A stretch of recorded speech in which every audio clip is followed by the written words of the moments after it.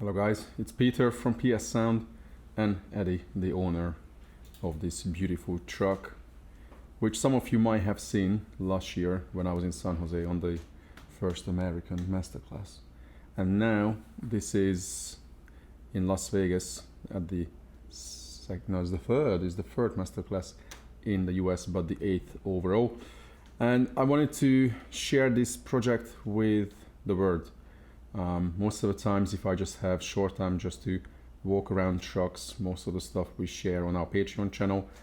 Check out in the description. We have a lot of stuff over there, really good topics, a lot of educational stuff, fabrication videos, a lot of behind the scene content.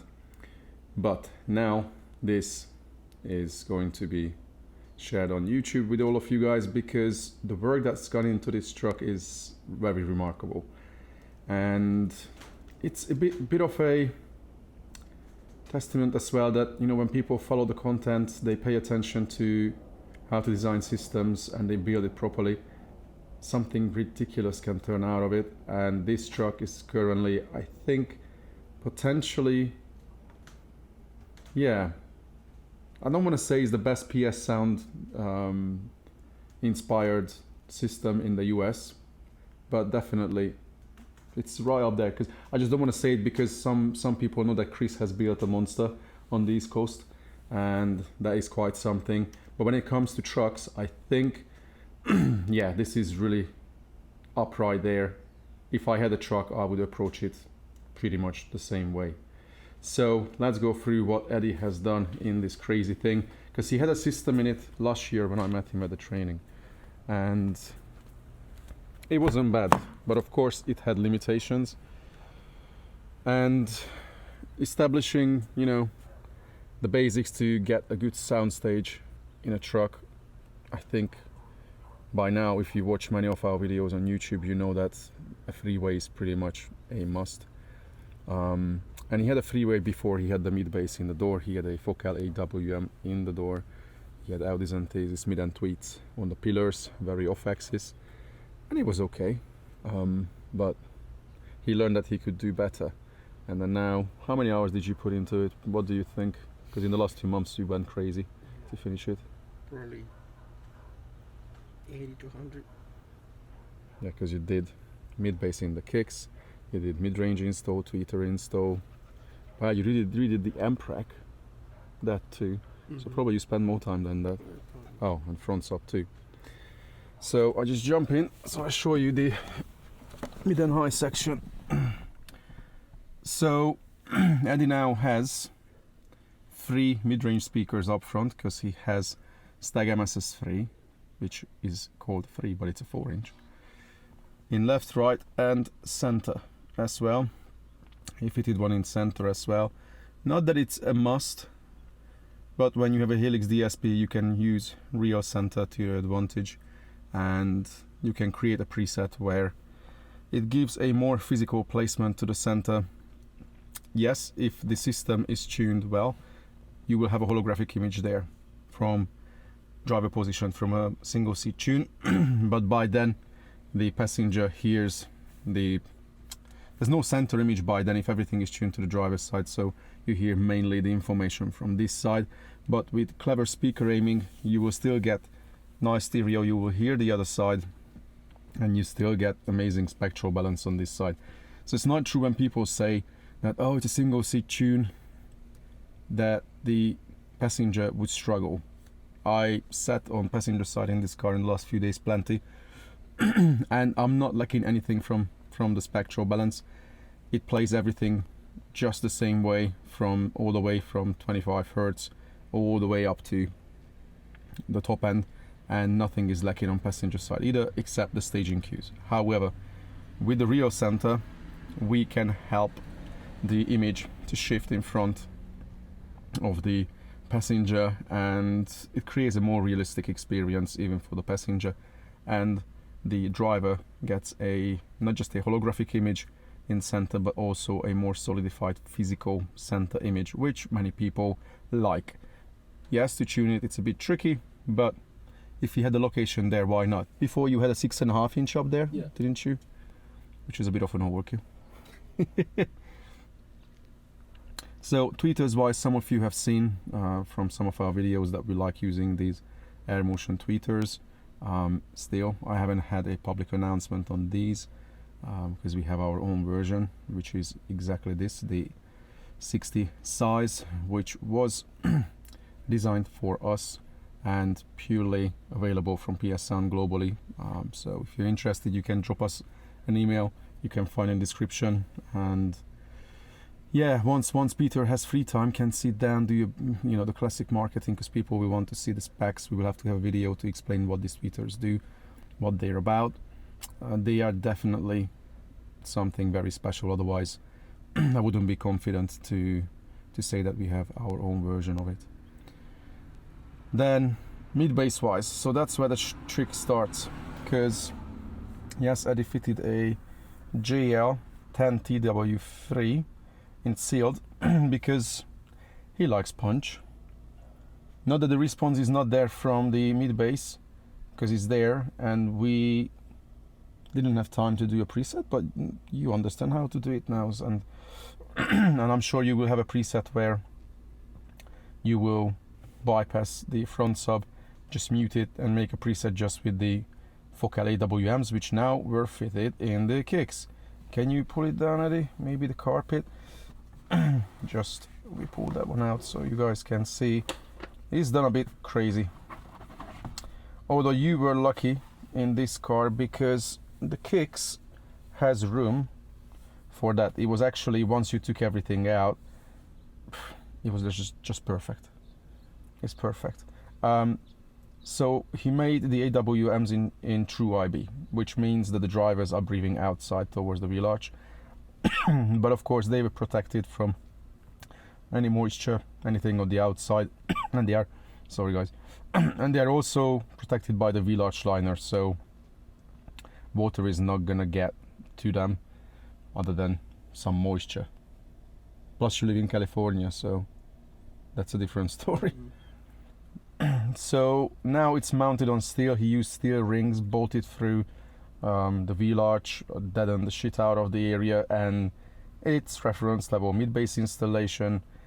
You will see, Scott will talk about it as well in the next video, because I'm going to share the feedback of the training.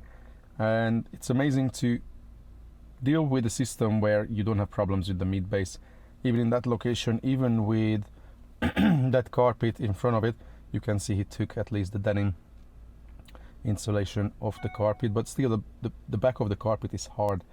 But we measured it, and even if the carpet is in front of it, it doesn't affect the response below 500 Hertz at all. Nothing. There's literally nothing affecting it. And where we need the speaker up to the range of roughly 200 Hertz to cross it over to the mid-range, has no issues, and it's linear down to pretty much 30 Hertz, and it still plays below that.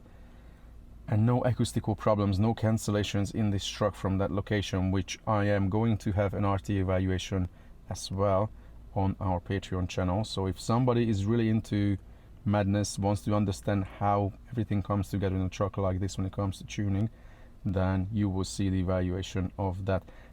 We don't have a chance to see it from the outside, do we? Because the wheel arch liner completely covers it. Yeah. But that mid-bass changes the game like insane, how much it matters. Because I am going to share with you another truck build hopefully next week, where the layout is very similar, but instead of mid-range on the dash, which is a better location for a more focused mid-range response, Lewis's truck Ford F-150 has the same mid-range on the pillar and the tweeters in the sail panels. Slightly different layout, wider stage, but he couldn't do kicks, so he built a door enclosure for his mid-bass drivers, sealed enclosures, and it's still like day and night compared to a door application, and it moved the truck to a whole different level. But physical placement like that with the mid-bass and mid-range, it just changes changes the game, how you present a stage, how much more realistic it can be when you don't feel anything on your leg, when the mid-bass is next to your leg. It doesn't there you go, my voice is going away. Sorry guys. So it's very different. it's not that it's a must to do this craziness, because clearly this car is now about the ultimates, what can be done to get competition level staging and expectations from a system. But yeah, if you want to go all out, then you just go all the way out and do everything you can. Front sub, there's not much to talk about it. Many people have seen so many videos where we emphasize the importance of a front sub. Yes, now it's questionable if you have such a good mid-bass installation, why do you need that? You can tune the system without. If we put it down to the absolute basics, if we use the front sub, we definitely get a punchier, tighter result. Yes, for competition where you may not have to push the system so crazy, the AWM would be perfectly enough. But for daily, when you have road noise and you want to listen to music at proper loud concert levels, the front sub definitely helps. And considering the Eddie built a pretty small, what was it, 11 liter? 10 to 11. Something like that, so it's like 0.4 cubic foot, but this driver is pretty happy in that. We got very, very solid response down very low, so it plays the range. Just so you get an idea, it's functional between 30-35 up to like 130 without any acoustical problems. Currently we are running it in between 45 and 80 hertz, and it punches the shit out of you and it doesn't struggle. It loads the cabin way better in that range than the subs at the back.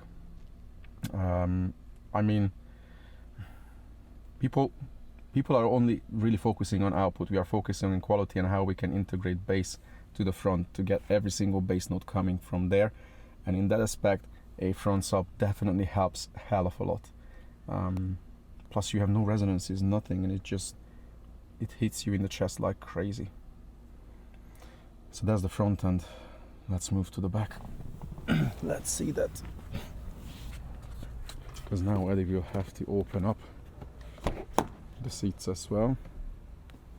Or I might be able to do it. Can you go to the other side and open that one? Then we can show to you what he's done. I won't be able to show the subs because the seats don't tip, but he has a Gately built ported enclosure with 3 JL 12W6s, the V3 versions, and the ports are on each side. So you have a huge port here and on the other side. Very solid birch enclosure. And those guys are specialized for trucks. Well, who is not specialized for trucks in this country when you have millions of trucks, right? And people like to build audio systems in them. But the seat had to be slightly modified. It has an extra bracket that raises it up a bit and it shifts it forward too, because I think originally this back seat was like 4 inches further back, but it still has plenty of room for the rear passengers. It's not like people don't have space for their legs. But this way Eddie relocated his whole amplification, because this used to be behind the seat, and then here he had a very shallow enclosure with 3 JL Audio 12 TW3s before, but they didn't play low enough. They were punchy and loud between 40 and 100 hertz, but anything below 40 was a struggle. Now these subs, even if it's ported, we are good down to 25. Of course, we are not going to play like IB crazy hat trick music. Maybe that is the only limitation in the system. However, it was also important for him to have plenty of dynamic range with the sub, because this truck is not just purely designed for quality, it's also designed for outdoor playing, because he has a secondary system in it with additional amps. Like over there you can see another amplifier hidden that runs extra speakers in your front door, or the rear as well. The rear. So you have, what mid bass do you have there? So Hertz SPR range, something like that, with that tweeter. So that's what he uses outside for craziness, and then the subs can do the heavy duty part. So it's a multifunctional system, especially when the Mexican songs come on. Why not? So here, what's happening? We have an Ultra S. That's now taking care of the system control. And there are two phases, 4 channels. On that side, that's running mid and tweet. And this one runs mid bass and which one? Front up. Front sub. Then the Rockford, is it the 2500. 2500 that runs the subs, 3 subs, wired down to probably like 1.3 or something like that. Then what's the audio of Rockford? For center channel in And the rears. We get to the rears in a second. Actually, well, you can take that out, then we can see it better. Okay. You also have a small streamer. So yeah, there's plenty of madness happening here in such a tight space. I don't even know where you managed to fit like power distribution. It's crazy the amount of wiring you had to hide underneath the sub box as well. And do this build, it's mad. We didn't put the cable away because the last many days we were very active practicing with this truck as well at the class. And now Eddie has quite many presets. We learn how to deal with rear feel, normal, differential, center feel, all that madness. Accurate clean tune, party tune. Because why not? Because he has those nice little pods, simple solution which is bolted down over there to the sub box. So he has these acting now as a rear feel. So these were the speakers he had before for front end, and yes, maybe now it's a bit of an overkill for rear field to have Thesis mid-range and tweeter, which run semi-active. So between the mid and the tweeter there's a cap acting as a crossover, and they sound very nice. Well, at this stage, I can't say it's an overkill because they sound beautiful. When it comes to actual quality, yeah, even if it's just a rear feel, it plays great, and it definitely engages the rear passengers way better.